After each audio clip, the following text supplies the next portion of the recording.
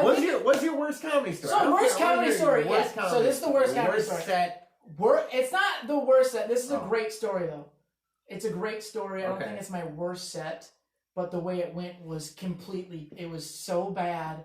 Yeah. And it almost made me want to quit comedy because it was 4.5 years into comedy. Yeah. And so not that long ago. And when was this? Was this last year? It was last year, right before I moved away to California. But it wasn't your going away show? It wasn't. My going away show went great. It was about 3 weeks. No, it might have even been after my going away show. I don't know. It was sometime right before I left. Okay. It made me question if I was good enough for this. Yeah. What was the answer? Still figuring it out. To be determined. All right. So the story happened at Punchline Comedy Lounge, the place I was a regular at for over a year. I was a unpaid regular. I was an unpaid regular for over a year. Unofficial doorman. Sound guy. Sometimes I could be DJ. I was even a token white guy. A host sometimes. I would even sit people down. Yeah. Oh my God! Yeah. One time I remember going to the place and I showed up even workers weren't even still there, and then the crowd would show up because the time was 8 o'clock. We used to put up the chairs on Wednesdays, man. It's 8:15. Where's the workers at? And then Justin, they look at me and people are walking in and I'm like, hey guys, let me help you out. But this was a sold out show, right? But this is a sold out. So the story is I found out on Tuesdays, which is $2 Tuesdays. Somebody bought all the tickets. Yeah. Bought 80 to 100 tickets or something. Mm-hmm. And I was like, holy shit, it's already sold out before the doors are even open. Mm-hmm. Hell yeah, let's go. This is what we built this show for, dude. I'm pumped this shit. Place is packed. I'm going up third.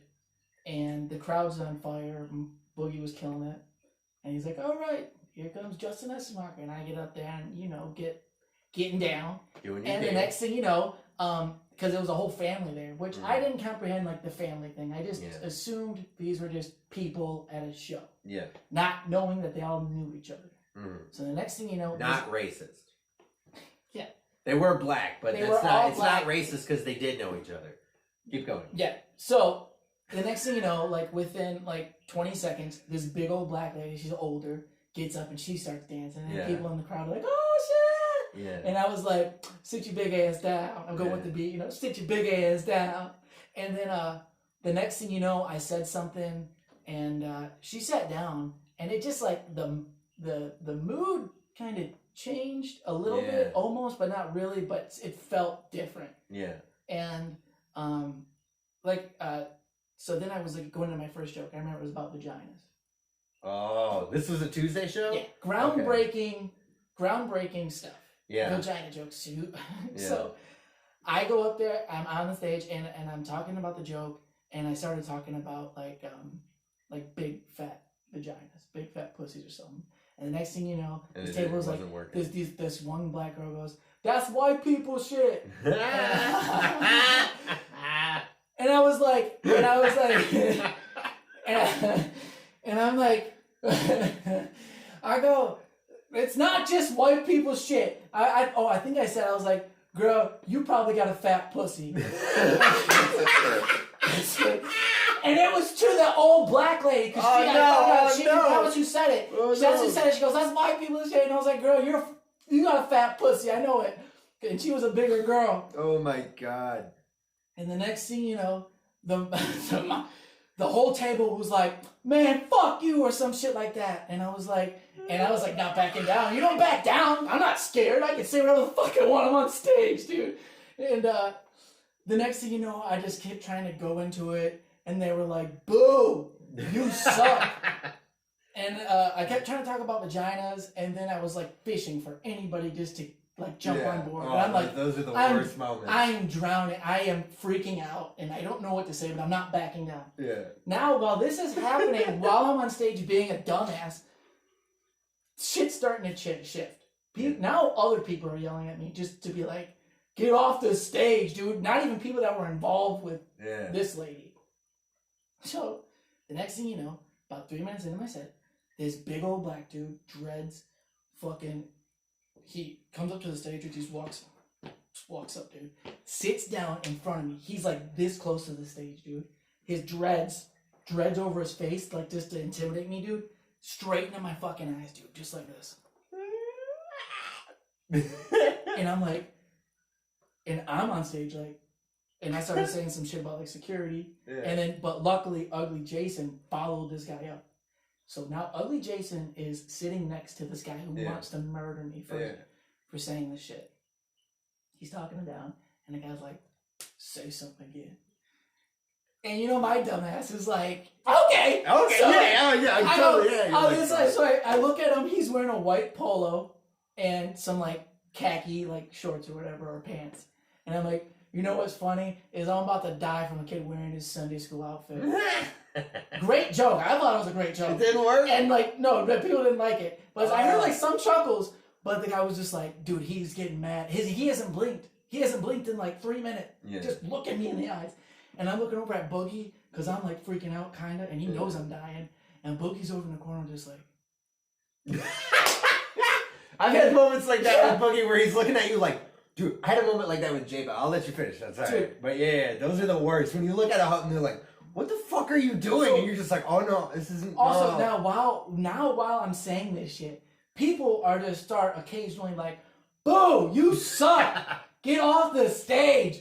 Boo. And I'm sitting there, and now I'm like, oh, fuck y'all, man. I don't give a shit. And I kept trying to do my jokes, and I'm like, so anyway. And they're like, boo! Don't say any more shit. Get off the stage. And I'm like, this is my time. Let me say a joke. While this fucking guy in the front just like, and I'm like, and Ugly Jason sitting there, dude, just calm down. He's fine. He's just calm. He didn't mean no shit.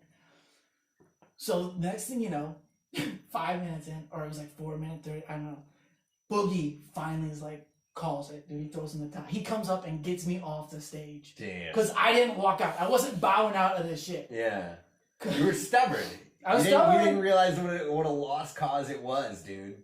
This is how much worse it was, though. So I get booed off the stage. The host has to come get me. Mm-hmm. Come to find out, this old lady that I said had a fat pussy is like the mom, and it was actually his aunt. The guy who wanted to kill me. The guy who wanted to kill me. But the guy who bought the tickets, it was his mom, I think.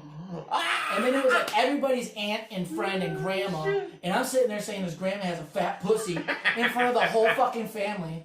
And it was like a family reunion. And this white kid just comes out of nowhere thinking he's thinking he's hilarious. With the fat pussy. And the whole thing I learned from that whole set is that if I would have just went with the lady, if I would have danced with her on stage, should have danced with this whole family would have fucking invited me to Black Thanksgiving. Yeah, you could have gone, man. That would have worked out. Man. But then some people came up. Maybe if you'd have danced with her, you'd have got some of that fat pussy. So the thing was too is like I was like sulking over all this shit. But then some people that were actually regulars, because we actually had regulars that came and watched us, which was kind of cool having regulars come to your show. And they're like, hey man, that was actually really funny. But I'm like, it was trash, dude. It was so bad. And I almost died. You know what I've realized? Black crowds respect the effort a lot more than a white crowd will. Like the black crowd, you'll have a bad set, but you'll battle through it.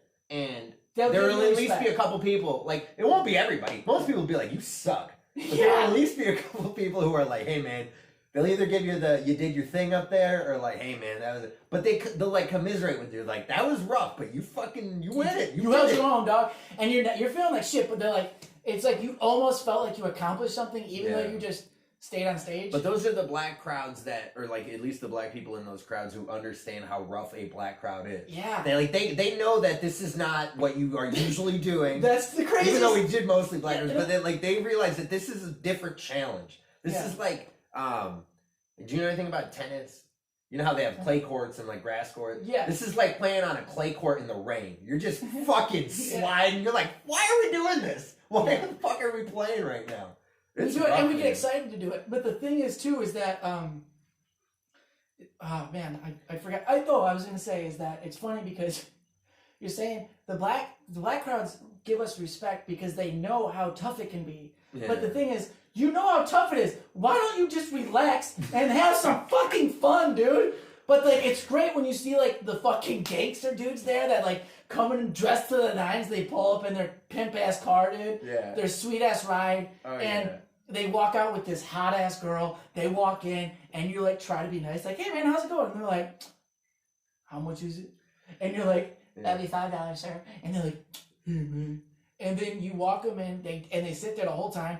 They buy a drink, they sip the drink, they sit there like this the whole fucking time, like drinking, and they don't. You gotta look cool. You're taking your girl out because she wanted to go out. Yeah, there's no emotion. Just want to go out. I loved, dude. Speaking of wanting to go out, I always called people out on $2 Tuesdays. Yeah. Whenever I fucked up a joke that like talking about things. Well, one of my lines, wanted to talk about some hacky, one of my lines. This lines. is one of my lines I always said is that is like whenever I said a joke that that didn't do that well, I was like, oh, fuck you guys. You're at a $2 show. Like, what did you expect? Did you think you were going to get Kevin Hart? Yeah. And they're like, oh. And I'm like, yeah, ladies, just to let you know, you're sucking dick for $2 tonight. and then all the guys would be like, man. You ruined it. Yeah, you ruined it. And I would do it. I don't know. One time I was on stage and all of a sudden I started yelling out, hey, $2 pussy. Let me get $2 pussy. Yes, I remember and that was fun. But no one understood what I was talking about. And some of the girls were like, what does he mean? What does he mean? But the crazy thing is, no, I mean, I do give respect that people that took people to that club because those drinks were so fucking outrageously priced. Oh, God. For such... Dude, you got to read the Facebook reviews for Punchline because people will be like, I paid $15 for a mixed drink. It came in a plastic cup and I got it super fucking late when the ice was already melted in the drink. Well, the thing is, they use like 3 cubes. Yeah, and then they're using this fucking ethanol alcohol shit from a plastic bottle going gluk gluk gluk, and all the ice is melted, and then they put a straw in it, and there's smoke coming up. You're like, what the fuck kind of drink is this? It's melting the glass. Yeah. You're like, this is the Richard Pryor, and you're like, oh, what the fuck was it gonna be? The Eddie Griffin, and then they were trying to like make these fancy drinks that no mixologists had. I love the place, and I feel bad talking, but. I'm just saying, this is just Facebook reviews. They have pictures of like the Eddie Griffin, and it's like blue, green, yellow, red, or some shit. And then you get the drink, and it's just a purple. It's just purple.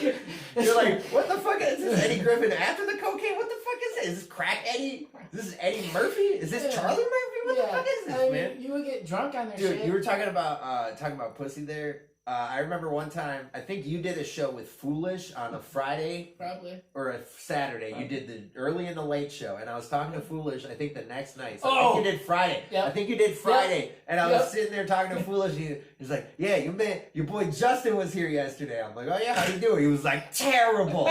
He was like, terrible. I was like, oh, he's like, all he want to do is talk about black pussy. Ain't nothing else. He's like, you gotta have jokes if you want to talk about. You do it, okay. But he just up there talking about, give me some black pussy. Let me get some black pussy. And I was like, I could totally see Justin just being up there trying to get some pussy. Because but the thing is, I'm not trying. Lonely Justin is always trying to turn a comedy show into a first date. All right, he's up there. He sees a single girl. He sees a girl with a guy who just went out, stepped outside for a bit. He's like, hey, I know you don't really like that guy. You're always spitting gay. You can't fucking turn it off, man. You do it at the comedy store, open mic sign up. You float between groups and you find the hottest, loneliest, saddest chick, and you're like, hey, I'm Justin. Nice to meet you. You want to get together sometime and do a podcast? Would you have a podcast? Follow me on Instagram. I'll follow you back. And then you DM them and then they ghost you. And you're like, why am I alone? It's because you only talk about black pussy. I don't know. You know what? I don't know where I was going with that. I remember that show because I got off stage and I just remember Foolish and he looks at me and he's just like this. He gave you that look. Yeah, he gave you that look. And I'm like, I thought I did so well. I thought I came off stage, I thought it was great, and I didn't do just all. That's the thing that made me so mad. I did more shit than just pussy jokes, okay? I did. And he didn't see it. I don't think he was paying attention for the whole thing. He says he did, but I mean, yes, there was a big spot. Chunk? There was a big chunk of pussy. Chunk? Yeah, there was a big pussy chunk. Yeah, fat pussy chunk. I did talk about that. But no, the thing is, every time I get off stage and I'm talking to like Boogie and like these other like Foolish and shit, and I'm talking to them, they bring up shit, and I'm like the white kid, and I go, "What are you guys talking about?" And they're like, "Man, that's funny as shit. You should do that shit, man. I don't know why you do it." So I'm getting influenced for all these things. So like, man, you can't. So the thing that I realize is that I have black women on my side from the get-go. They love me. I'm dancing. Yeah. They love me. That doesn't mean you finish with them on your side. A lot of times you lose them. Because what happens sometimes they boo you off stage because you say they have a fat. Yeah, like I do shit like that, or I'll say like I'll say like I don't date black women. I only date white women, and then they immediately, as soon as you switch on black women, they do not give a fuck about you. Yeah, they will cut you. They will. That's why. Why would you say that? And that's where the black pussy comes from, because I can't say a joke and then be like, well, actually, I don't mean any of that. So I have to be like, give me black. It was a single joke. Oh, was it like I don't date black women because they don't date me type of thing? No, it was the thing of so give me some black. It was. I think the joke of it was like it was probably something around the lines of like I used to get hit on by black women all the time, and I've realized, because I've done the joke where it's like I always get hit on by black women. It's usually older, bigger, not my type black women. My type hit on me. They hit on me, and I'm not into it because I don't date black women. Also, it might be different. It also might be different. It might be different. Okay, why don't you date black women? It's just not my type. You have a type? I don't know. I don't know. I like white women. I don't know. Not racist. Why do you like white women? How is it not racist? How is that racist if you have a type? I won't date a certain type of person. Okay. Why don't you date a 300-pound woman? Not because I'm racist. I'm not that strong. You're a fucking idiot. No. So. Oh my god, dude. I was in the mix. There was a lot of learning that I did at Punchline. Oh, I saw a lot of it. And yeah, you would witness it from week to week. It was sometimes, dude. It was best thing. I remember one time. The best thing about watching you at Punchline is like you'll go from murdering to bombing to murdering to like you'll take a 10-minute set and you'll be like, dude, if you took the best 5 minutes there, it was amazing. But if you also took the worst 5 minutes, you'd be like, that guy sucks. It's the worst. And it was all in one set, same crowd. It sucks so much because it was like because if you do good, if you're doing well, Boogie doesn't care, and also if he respects you and he will give you a lot of time. So every time I'm at Punchline, when I was in a streak where I was like, you go and it's like the first few minutes I'm killing, I'm doing good, and I'm like feeling it, and then I say a joke and then it's like, and I'm like, so you guys want more dancing? And they're like, sure, it's better than your shit ass jokes. And that's the thing is like I realize like, but you learn energy. You learn how to feed off energy, all that shit. I went through so much, but it sucked because every time that I got great opportunities there, like when I got to perform before Foolish. Yeah. He apparently said I sucked. I thought I did decent enough. I didn't think I bombed, but when I got off stage, he's like, "Damn, you suck." And I'm like, "I'm trying." What? And then I watch his set, and I'm not saying anything bad about him, but I'm like, he didn't fucking kill the whole time. And I'm not gonna go, hey, dude, because I respect him. I think he was just more like you're an opening act, you're a guest spot. I get it. As a guest, like it sucks because as a guest spot, you have a certain responsibility to like not fuck the crowd over because they're there not for you.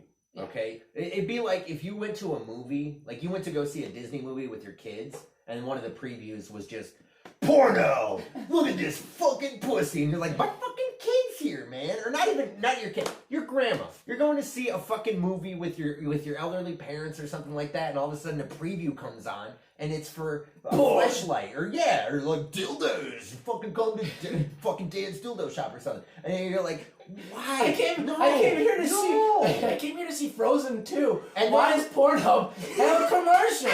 What is going on? I always have the flip problem. I'm on Pornhub and I see a commercial for Frozen 2. I'm like, yeah, I know she's fucking a unicorn, but what the hell? Speaking of Pornhub, do you ever watch Pornhub? And I actually prefer the ads over the actual video. I hate the ads. I watch the ad. The ads are hot. Compared to some. Dude, it sucks because at this point I'm convinced that because I love Pornhub, I love Pornhub Live. And I don't think I would love Pornhub Live, but they tell me every time I open it up, they're like, you love Pornhub, you'll love Pornhub Live. Yeah. I'm like, how do you know? I've watched this. It's just a chick.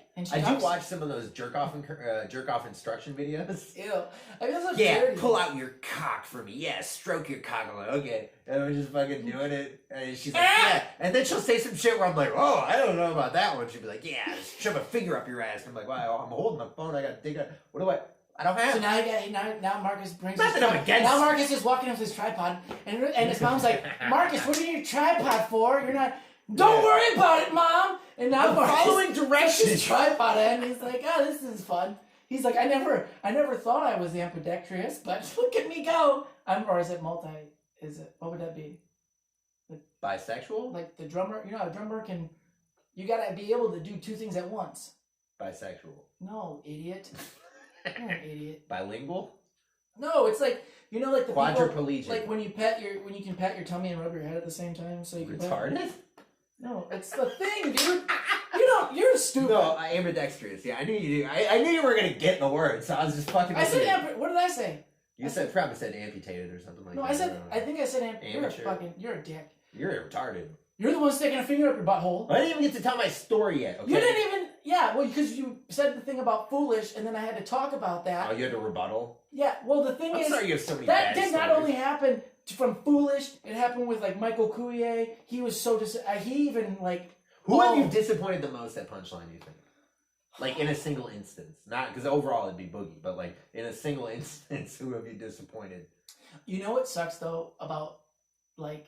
Boogie letting me do what I got to do, giving me the opportunities. Yeah. He's got to see me go through like so much of a phase. Like he got to see me transition from like the shittiest to like doing pretty good. He's seen your bright moments. He knows you have potential. He believes in you. I think that's the way to say it. So what sucks is that when he's like, all right, Justin, go ahead and do your time. And then the headliner's like, dude, what the fuck is that white kid doing on stage? Oh, yeah. You put Boogie in an awkward position. And then Boogie, it's Boogie's show. Yeah. And he's like, yo, this is what I let people do. He gives people opportunities, which is amazing. And that's how I grew so much. But now you got these fucking headliners, these national headliners, looking at him like, why would you let this fucking kid do it? He's like, well, he's been coming every week, every day. Well, that's like on a Thursday show. So like Michael Coulier, like famous comedian, I remember this one, I did not do well. And I sucked so much dick. It was a Thursday night. I went home wanting to quit comedy again. It's like Diaries of a Pathetic Suicidal Girl. So then I go back Friday. I'm like, I gotta redeem myself. I know I can do it. I've done this room. I do this room 3-4 times a week, dude, and I do well. And then I go in and I'm like, hey, could I redeem myself tonight? And he's like, no. He just said no. So, but then I got a lecture. He goes, hey, let me holler at you. And he actually tapped me. He came and got me. I was sitting in the room doing something. He's like, hey, let me talk to you. Mm. And he brings me outside. He talks to me for about 20 minutes. And it was a great lecture. And he's like, you can't be doing that bullshit that you're doing. If you're getting these opportunities, you're getting great opportunities with national like headliners and shit, you gotta bring the best shit you got. Yeah. Because you might never get this shot again. Yeah. And I'm like, well, hopefully. See, that's why. But that's the shit. It opened my mind. Like I ate a bag of dicks, but then I got a huge lecture from a guy who's been on Def Jam multiple times. Won Star Search back in the day for like 100,000, and he's a great comedian. Mm. And then he sat down and talked to me. I would have never got that if I never went to this club. So yeah, that's why you got to go places to get opportunities for sure, man. You definitely have to go and you have to fail. Like failure is so important. That's why I think you still got a shot because you failed so much and haven't stopped. Most people fail at your level and are like, I quit. All right, I'm gonna go. Not me. Not you. You won't quit. You are like herpes. You just keep coming back and just pissing everybody off. People are like, yeah, I said a joke and people didn't laugh that much. I'm like, oh, you want to see a bad set? Watch out! Give me the fucking stage. You see a new comic bomb and you're like, you haven't seen anything yet. I still love that video of you getting pulled off stage at New Way. That's still my favorite shit. That is a great video. It's the best, man, because Paul's just and like, come on, it's Paul. And it's Paul. And you're like, Paul, leave me alone. You're drunk. You're fucking singing Billy Ocean or something, and he's just like, dude, it's 1:30 in the morning, and I still got to put like 10, 15 comics.